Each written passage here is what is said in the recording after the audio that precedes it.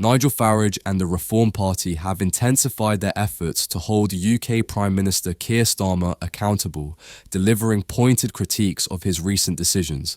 In a recent address, Farage highlighted three major controversies within Starmer's administration, focusing particularly on what he views as a reckless compromise of national sovereignty. One of the most contentious actions under scrutiny is Starmer's decision to transfer sovereignty over the Chagos Islands to Mauritius. While Starmer defended the move by emphasizing the importance of securing the continued operation of the strategic US-UK military base on Diego Garcia, Farage denounced it as a harmful concession that undermines British interests. Starmer's argument, centered on maintaining stability at the base and strengthening diplomatic ties with the United States, has garnered some international support. However, Farage remains deeply skeptical, warning that the decision prioritizes short-term diplomatic convenience over long-term national sovereignty. He argues that such actions set a dangerous precedent, signaling a willingness to forfeit British territory in the face of diplomatic pressures. Farage frames this issue as part of a broader pattern of poor leadership, questioning whether Starmer is truly committed to safeguarding British interests or merely appeasing foreign powers. Nigel Farage voiced sharp criticism of the Labour Party's recent initiative to send as many as 100 party members to the United States to assist Vice President Kamala Harris in pivotal battleground states during the upcoming US presidential election. This controversial move has not gone unnoticed, drawing attention from both domestic and international audiences. According to Labour's head of operations, party staff will focus their efforts on key states, including North Carolina, Nevada, Pennsylvania, and Virginia. Democratic volunteers in these states will provide housing for the Labour members, though participants are expected to pay their own travel expenses.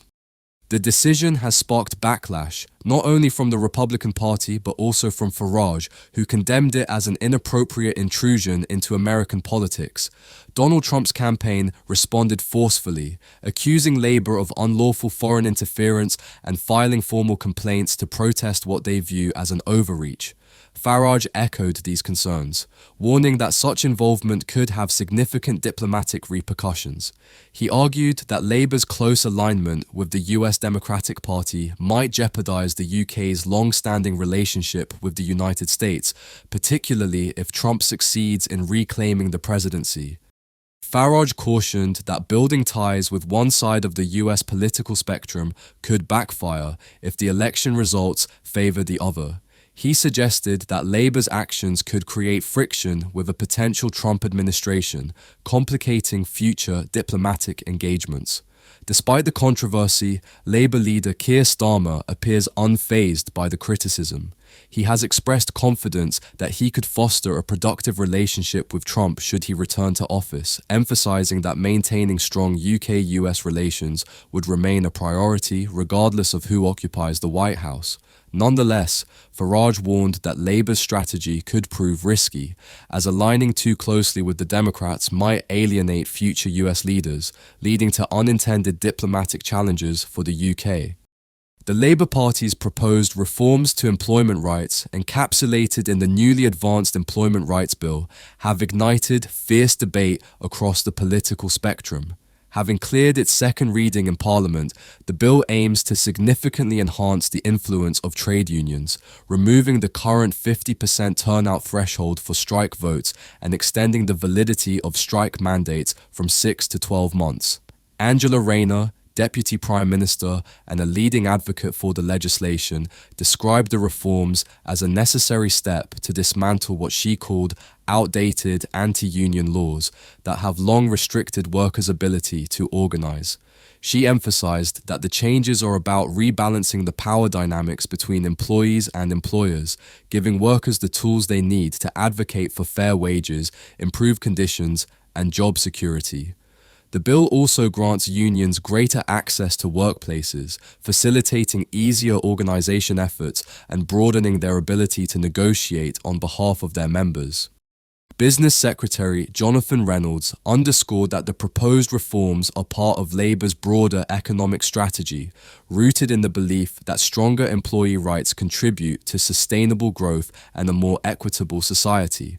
According to Reynolds, Labour's legislative push reflects the promises made in the party's 2024 manifesto and is a direct response to the wave of industrial action seen between 2022 and 2023, which reached levels not seen since the 1980s.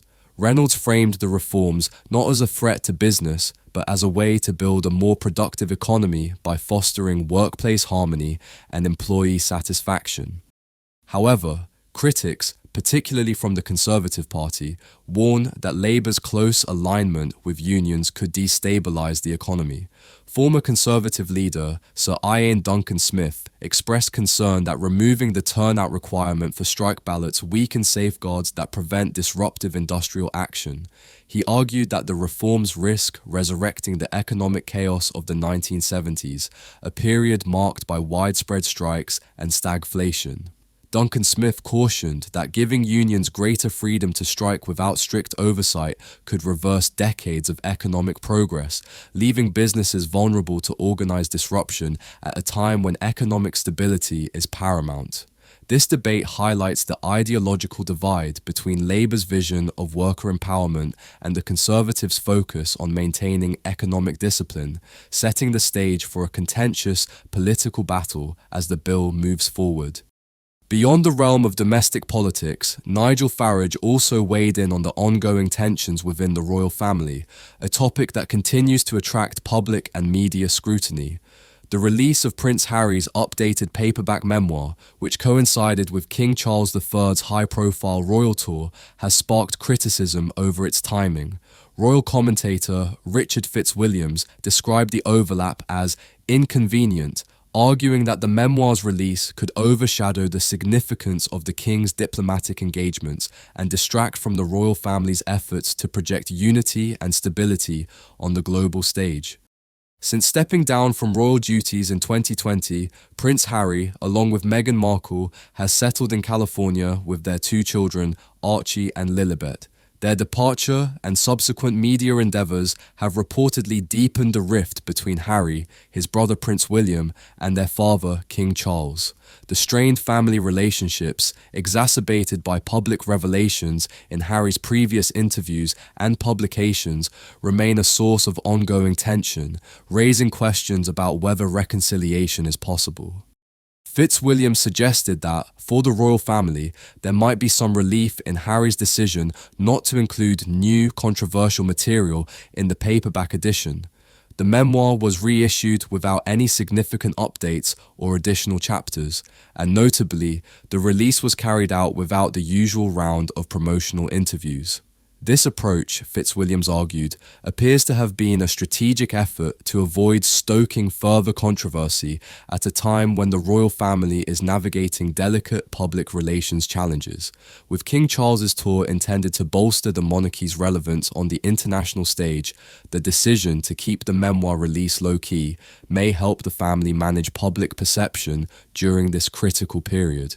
However, the timing of the book's release still underscores the ongoing complexities within the family, hinting at unresolved tensions that continue to simmer beneath the surface.